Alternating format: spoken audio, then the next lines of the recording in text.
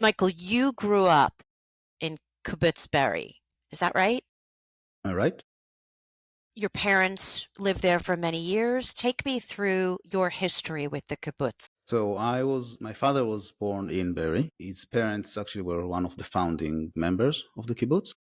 He was born 48. And so my mom joined him when they got married. And technically I was born in Haifa. I was studying, so we were traveling on weekends to the kibbutz.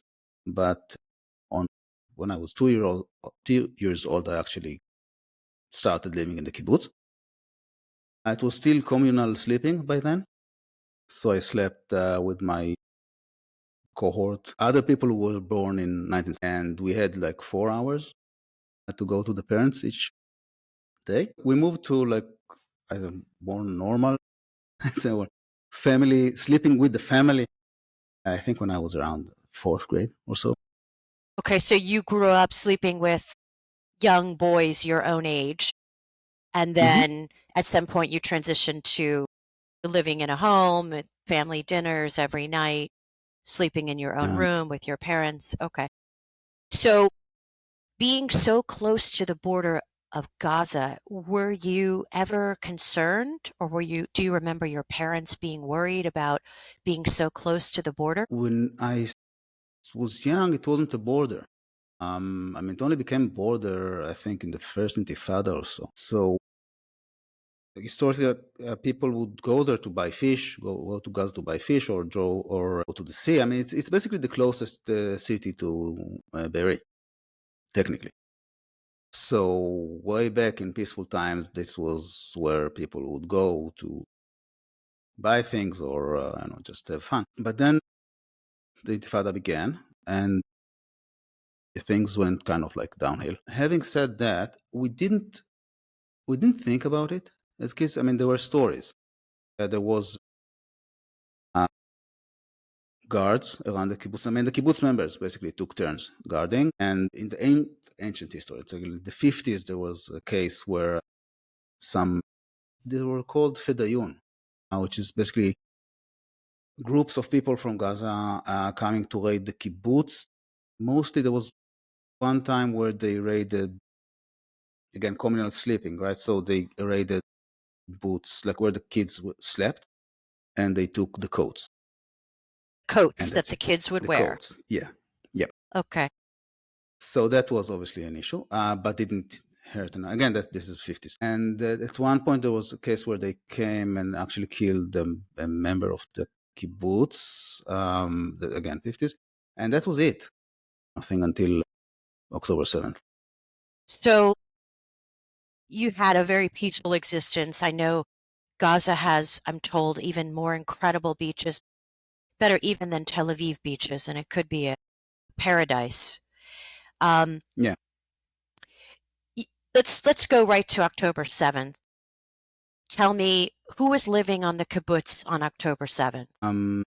So my parents, my sister, and obviously lots of friends. I lived there until, like, also as an adult with my family. So we had, a lot of people. Okay. And can you take me through what happened on the 7th? You and your family live in Tel Aviv. Right. Correct. Now, so your parents and your friends and your sibling and her kids were still in Barry. When did you get the phone call that there was a terrorist attack happening in Barry on the 7th? Was it in the morning? Um, Was it later in the day? we didn't get a wake up call. We got a wake up missile. Basically, they started. We woke up 6:30 to the sound of missile alarm.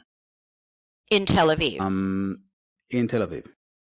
So we all woke up. And we don't have a safe room in our apartment, but there's like a safe-ish area at the central. It's like the floor lobby. So we went there, waited for things to calm down. We're kind of like used to it at this point. Even before October 7th, that's something that maybe people should recall when they think about what's not. It's normal. It's almost normal. This is not the first time that we have to go with the kids to a safe place because, and this is Tel Aviv, it's not even a disputed area. Nor was Be'eri, by the way, or the entire Gaza envelope, so-called. It's non-disputed whatsoever. I mean, unless obviously you dispute 1948 and Israel rights to exist, which is a That whole seems different to be story, I part of the guess. calling now, yeah. But we'll get to that. So, Mm-hmm. it doesn't happen all the time in Tel Aviv, missiles. It does happen, but it's Right. not a weekly occurrence. But this morning you woke up to missiles, and had you been receiving WhatsApps from your family at this point down south in Be'eri? Or still you really didn't know what was happening? We didn't receive any WhatsApps initially. I was looking at Twitter, and Twitter, there was a lot of like, what is happening? There's a lot of noise here. So I mean, I follow my friends as well.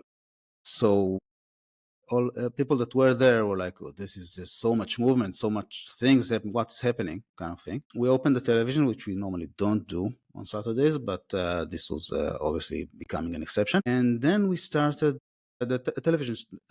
Israeli networks changed to an emergency mode, basically kind of like open transmission from the area.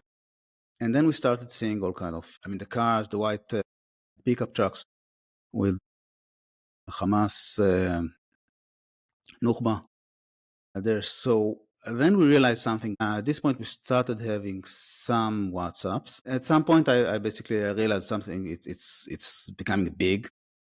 So I'm still a reserve. I serve in a reserve unit. So I basically enrolled. You enrolled. Self-enrolled. You And went. self-enrolled. Okay. So I just want to go back.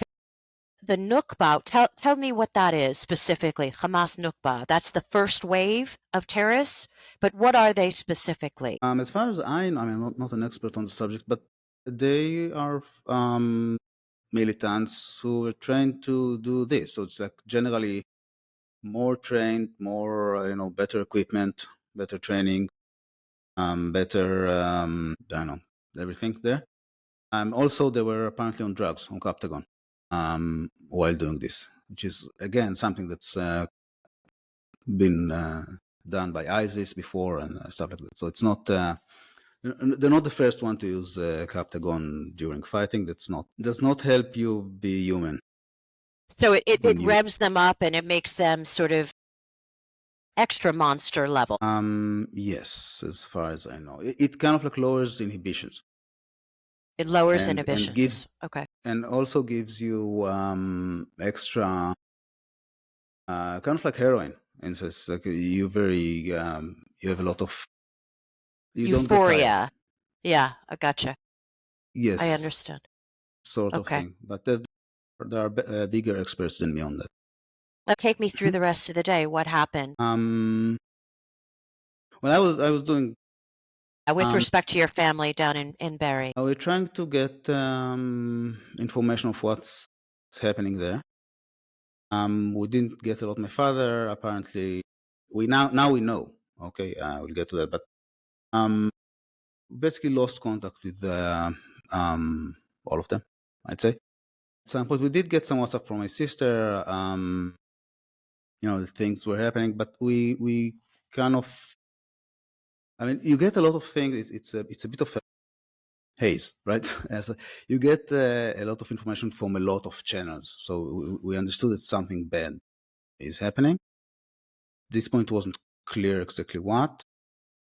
The idea of having Hamas or any militants, terrorists inside the kibbutz was like something that it was a distant thought. I mean, something we understood could happen, but the idea always was that the kibbutz will have enough, wouldn't have to last.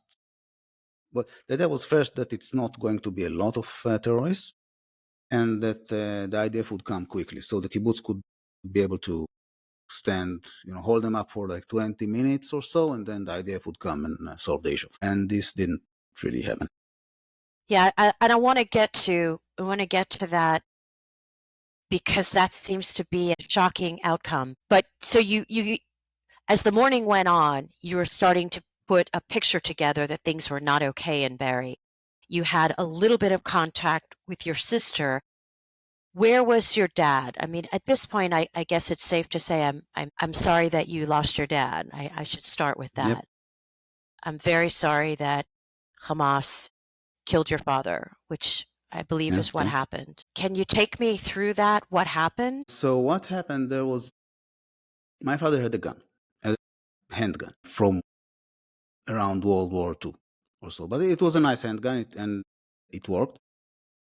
And again, the idea of having like more than, I mean, few hundreds of terrorists, they are not actually sure how much, but a lot. That wasn't something anyone thought of. So we understood that something is happening. They apparently got the message that there's some terrorist in the kibbutz. So he went to my sister's apartment, basically, and with his gun, and he was trained. I mean, he's you know, former reconnaissance guy, and he's been to wars. I mean, So he knows how to use his gun. He knows how to use his gun. He was training with it. He's been to wars before, so he's well trained. 75, but well trained. Went with the bike to my sister. Made himself coffee because this is Saturday morning. Gotta have your coffee. So thanks, God, have your coffee. And then he found a good place to hide, protecting the entrance. The entrance to the apartment. To the apartment. Okay. And then a unit of about 7, as far as we know. I mean, this is all obviously battle fog, but from what we know, about 7 terrorists with long guns, basically with rifles, attack rifles. They had a lot of very good equipment, high-end equipment. I mean, Iran wrote a lot of checks there, apparently. So basically, he had no chance. Did they as far take as you know, him? he killed. No, he started shooting. Apparently, killed a few. Again, Killed a few we're of not the sure 7. exactly. Yes, but it's not. I mean, amount of firepower, and it's almost impossible to survive this kind of battle. So he was apparently able to hold them a bit. They went in. They couldn't get my sister and her kids were in a safe room. So they weren't able to get in. Did they hear the battle? Then, yeah, of course. It just crossed the wall, of course.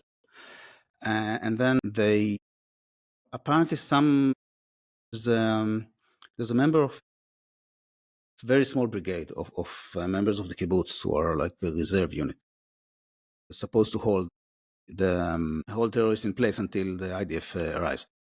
And apparently they came to the area, and the terrorists decided to flee, basically. So they went away, and that's what we knew. And wait, where was your father at this point? Near them. I mean, he's like on the porch, basically. So when they ran away, your father stayed on the porch. I think we believe he was dead, but by this point, I don't think they've passed him without killing him. That wouldn't make sense. Okay. But again, so we don't have like a full script of what happened. And you don't have Ring Video Doorbell to record any of this, obviously. No, I mean, this is a kibbutz. It's well, you need to understand. I mean, you might know, but for the listeners, the kibbutz is a very small communal community. It's not. Most people don't even lock their doors. Like we didn't lock our door when we live, because it's why would anyone come in?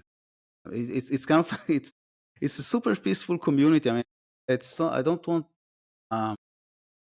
don't want kibbutzniks to come up as a sort of like hippies or something. I mean, there's a lot of technology and army members, and it's like it's normal people, but the community itself just feels so safe that people don't bother locking the door. I mean, let alone bring. But some people do have them, and I think like a friend of mine does have a security camera inside. So and they were able to see some footage, but normally I don't think anybody locks.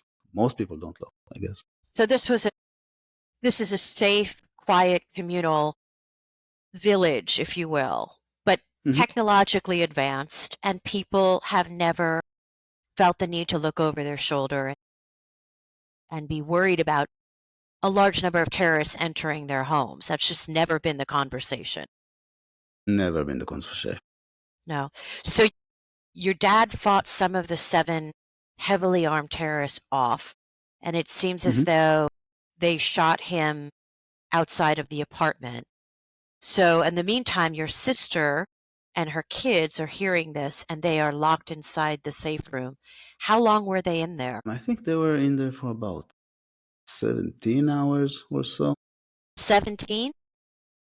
Yeah, I think so. A lot of the kibbutz itself, it took a lot of time for the IDF to arrive and then to evacuate because there's so many. What they tried to do, unlike before, was actually to not just come and kill. They tried to come and conquer. So they had a huge amount of equipment, and they had medical aid like blood, even blood for themselves, for if they have to treat their wounded. So, and they also tried to they started doing all kind of traps and bombs, claymores, stuff like that. So that the IDF would have a hard time getting in, and they were able to hold the IDF a bit. I think that some people, like the longest stay was about 40 something hours before being evacuated. Why do you think it took the IDF so long in such a small country? You know, you can go north to south in a helicopter, probably what, in an hour, hour and a half, maybe? Why do you think it took the IDF so long to get in there? Just a guess. First of all, the IDF wasn't around mostly. This is Simchat Torah, so we had. I mean, Israel is a complicated situation. It has been so, like, since forever, and more so since last January with the new government. Specifically on Simchat Torah, this is Sukkot, so there's a lot of problems in the West Bank, and not getting not getting it, but like both sides are not nice or playing logically there. And at some point, the IDF had to move a lot of units there to just keep everyone calm. And by everyone, I also mean parts of the Israeli government, like the more right-wing parts.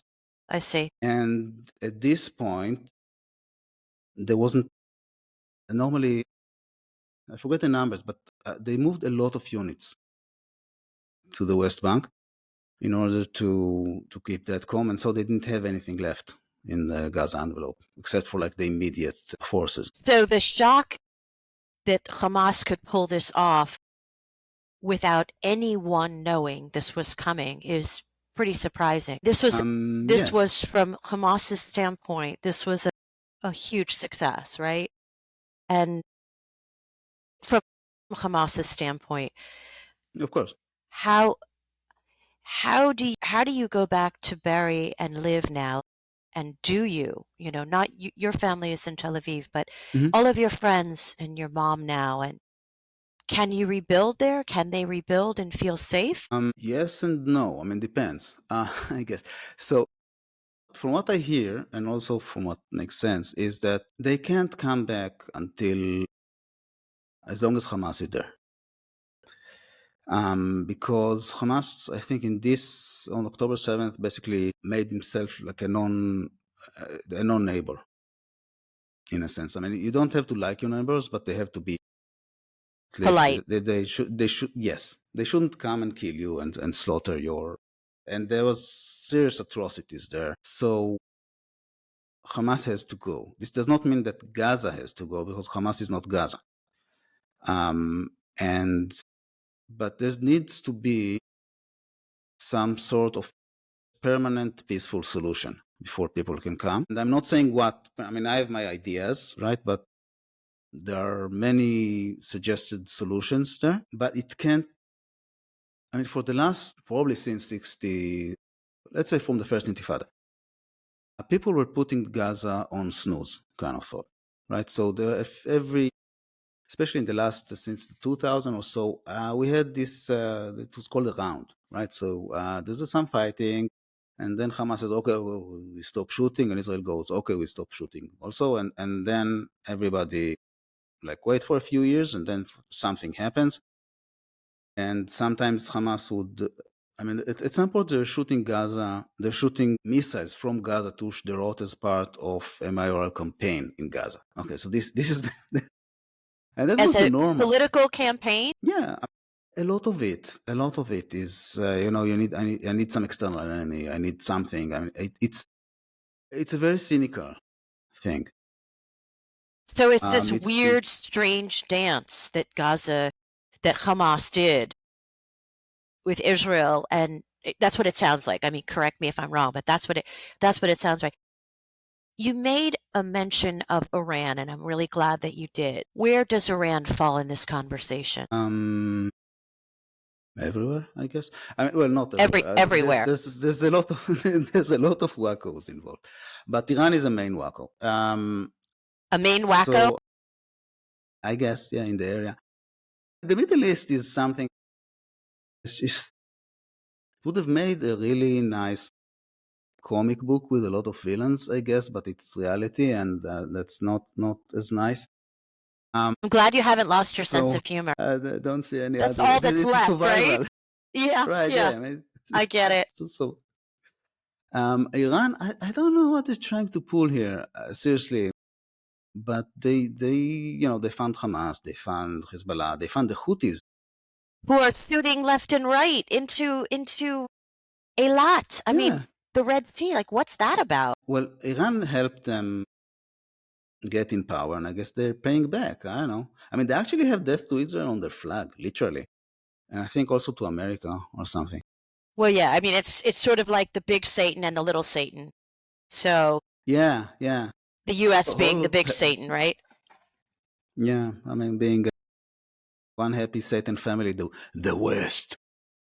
I mean, it's thoroughly stupid, but they're doing this. I'm not sure why, but they're trying to. They're rogue state. They're trying to destabilize the area. I mean, Russia's doing also a lot of. I mean, they're getting sort of an axis there with Russia and Iran and China. China, I'm not sure. I mean, they're not. I don't think they're like stabilizing. I think, but they sell to everyone. I mean, we have a lot of Chinese projects here. Yeah, I mean, that whole infrastructure on the light rail is all Chinese, right? I don't know what China is playing as, but Iran is definitely not a stabilizing agent in the area, and they're driving a lot of noise. Having said that, Israel had this idea of managed conflict. I think it's even Bennett.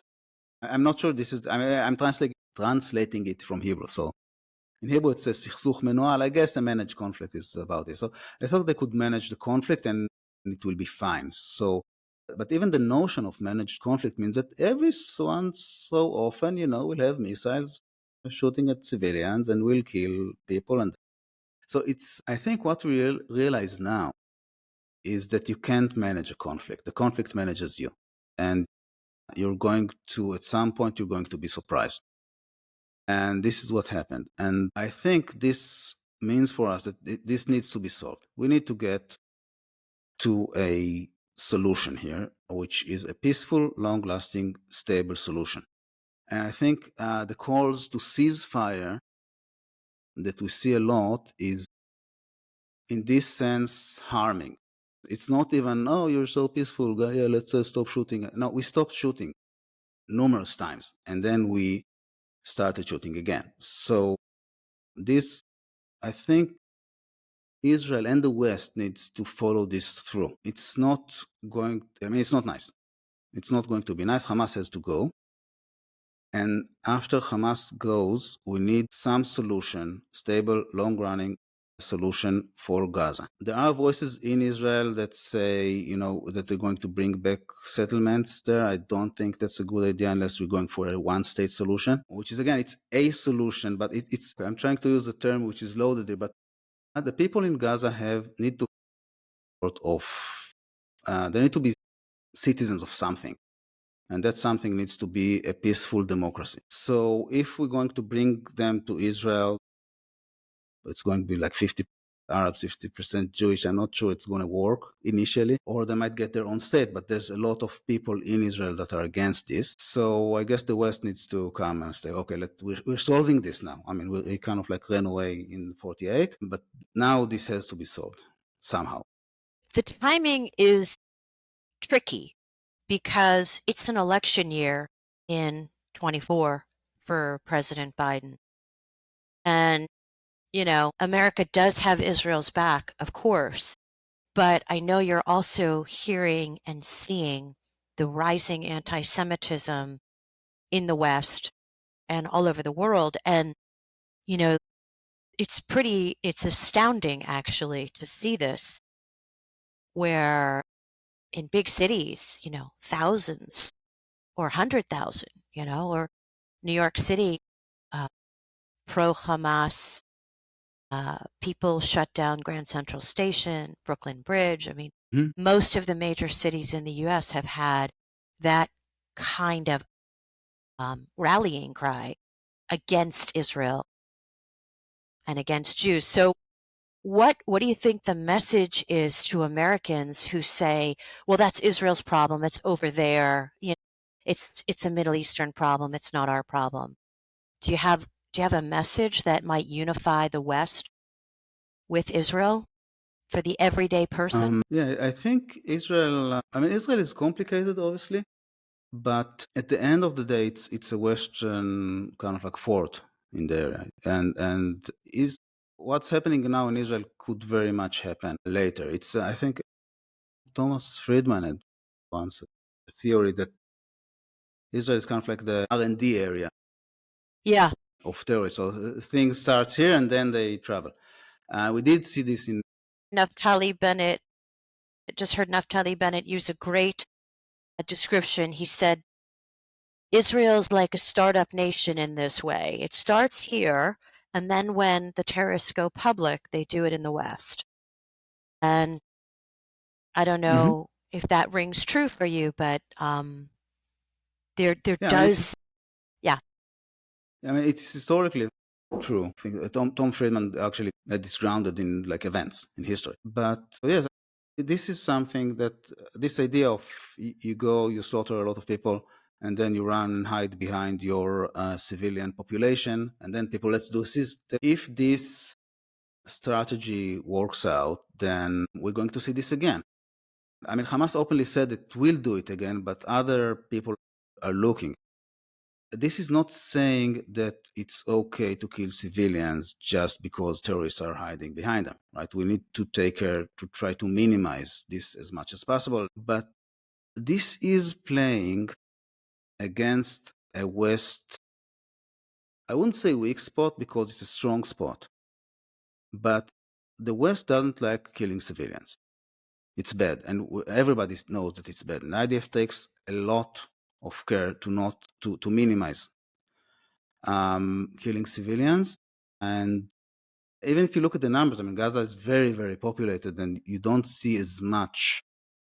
I mean, if it was just carpet bombing, you'd see a lot more casualties, and this is obviously not happening. I mean, the numbers are clear on this. So, I mean, the thing I think that people in the West don't understand, or maybe not understand, is that they have a limited. The people living in the West, and this is a good thing. It's something I would like for my children. They have a limited imagination of what is the worst case scenario. They do not think of hundreds of terrorists going to their villages or neighborhoods and literally slaughtering people and sexually assaulting girls and women, like doing horrific things. It's not something that people think about. And so let's just have a ceasefire, I don't know, it'll be peaceful again because nobody's shooting. It makes sense if you're living in I don't know, somewhere peaceful, but that's the Middle East. It's not that peaceful. So you're living in a reality that most Americans couldn't even imagine sitting on their armchair in Ohio or Indiana or wherever they might live, you really don't get the sense of how fragile peace is there. And having lived Hmm. there, I didn't really feel I did not feel worried about our security, strangely, because of Iron Dome in particular, and rockets seemed very manageable. And that didn't happen very often, just once in a while. But when you talk about October 7th and something like 3 Hamas terrorists coming across that border, slaughtering people, and I mean that's a devastation. That's a devastating terrorist attack, and you lost your dad in this horrific. And a lot of friends. Yeah. You lost a lot And of we have friends. people I know were kidnapped in Gaza now. Um, so it's again, this is horrific acts. But I mean, even just listen to how you described you living in Tel Aviv. We had missiles. The missiles were manageable. In Agreed. what like do you hear like a Parisian say, "Well, the missiles are manageable. I still have my what?" I know it does sound funny. When the words are coming out of my mouth, I think, yeah, that does sound a little bit strange. But, when you're there and you're living in it, Israelis are so resilient and so flexible. I mean, I can I can remember being in a restaurant and ordering dinner, and a missile comes in, and we get up and go into the back room, and when the missile's done 10 minutes later, we go back and we finish dinner like nothing ever happened. And so you do get M- used m- to that strange rhythm of life in yes, Israel. Yeah. my my my my best missile, Your one best missile memorable story? missile I had. My best missile story is having one in the middle of a yoga class, and You so got and up, it's went to the just as you safe said. room? Yeah. Yeah, got up, went to the cinema, get back, and continue, doing your shavasana and everything because missiles are manageable. But if you're not, You finished your it's still class with unsafe. Shavasana? Of course, I mean, it's yoga. You need to finish it with shavasana, right? I mean, it's like just because you had missiles doesn't mean there's no shavasana there. But this is the kind of reality that people. First of all, we were kind of intoxicated by this. Okay, it's manageable, but it's not manageable. It's a low intensity war, and in war you get surprises. So we were surprised there and horribly surprised. But going forward as the West, right, is we need to not tolerate this idea of getting missiles in non-disputed areas. Even in disputed areas, it doesn't make sense. Okay, but at least you're disputed. And again, so I'm not saying that if you're living in a disputed area, then it's okay to kill you. It's not. Okay, it's not okay to kill people. It's not okay to kill civilians. But on the other hand, there's these terrorist organizations which you think we can manage, but apparently we can't. And this needs to end. That's the issue. We can't hit the snooze button anymore. And ending this means removing the bad actors and making sure that the people there are, I mean, people in Gaza, peaceful people in Gaza are as captive as we are, even more so. I mean, they're stuck between Hamas and between Israel, and they can't go anywhere. Actually, I do hear they're starting to have like a routing against Hamas now because of the ceasefire. People went back to North Gaza. So what happened was like, we're done with this. See how it goes. Yeah, I mean, it does, from what you described, sound like some of the Gazan people are actually hostages as well. Some of them, not all of them, but some of them. And Hmm. that's got to be a difficult life. It's not good for anyone. I mean, the only people that seem to be doing well are the people who are calling the shots in Qatar, and I guess Iran too, but most of the people in Gaza are having a very difficult time.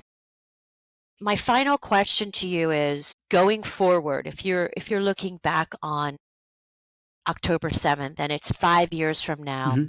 do you see an actual peaceful solution that can legitimately be had with this disputed area with Gaza? I mean, because Yes. the people in Gaza are teaching very, very young kids to hate and to stab Jews, and that hate starts so young there. It does.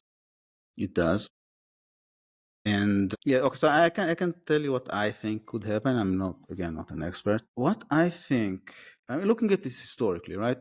There's this issue of nation building, right? You need to build a nation at some point, and I think Palestinians failed miserably. I mean, if you look at this from 1948 to now, the Israelis, and I'm saying Israelis, and it's not just Jews, right? We have Jews, we have Israeli Arabs who are being super supportive since October 7th, even before. It's like 20% of the Israeli population are Israeli Arabs, so it's a Yes, large number of people. exactly. And this is, they're living with us peacefully. And we had people from Be'eri were saved by Bedouins from Rahat. So it's not Jews against Arabs per se. It's more like, I'd say, normal, or like pro-life versus pro-life. It's a non-loaded term, but pro-living. Okay, people who wants to live with other people regardless of their religion or whatever, versus people who wants all the country to themselves under their law.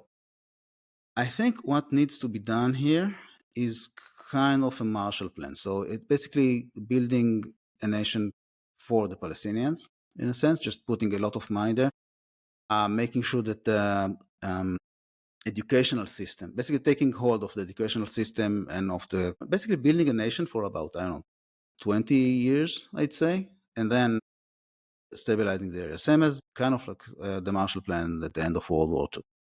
Basically, okay, we're going to replace parts of your culture with something peaceful, and then you can go. Do you think that's possible given the amount of money that has been put into Gaza over the years?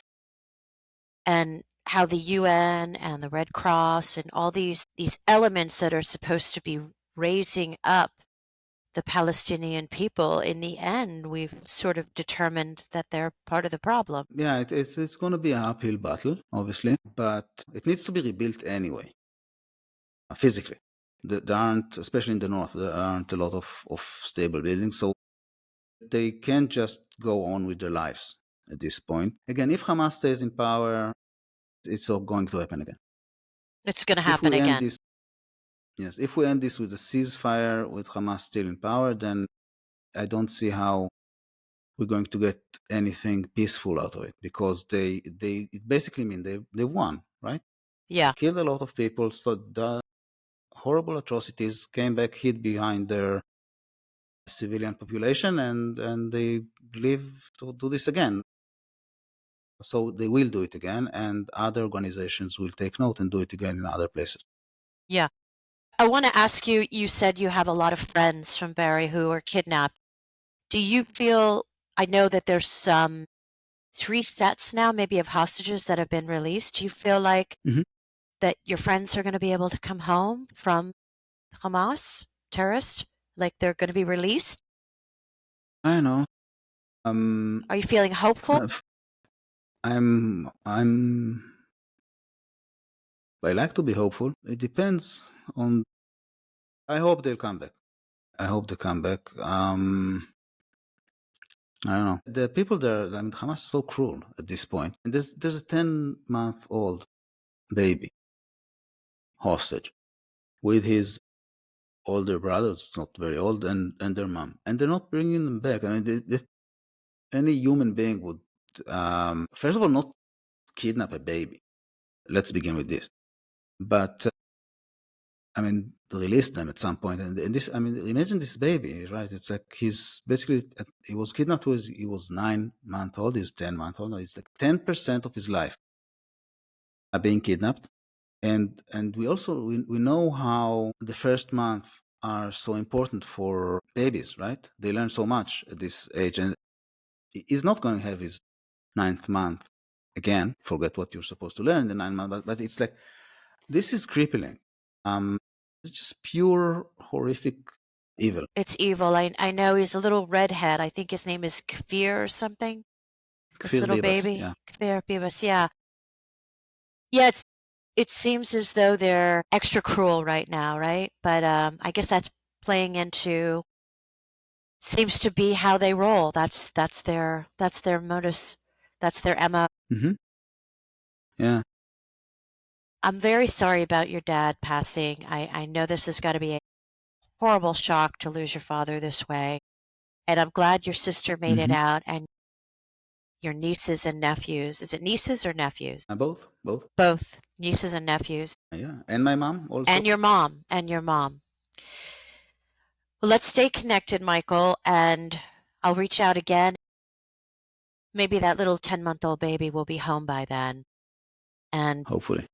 I hope you're right about the US having the courage to not accept a ceasefire. I guess time will tell. Time will tell. Thanks.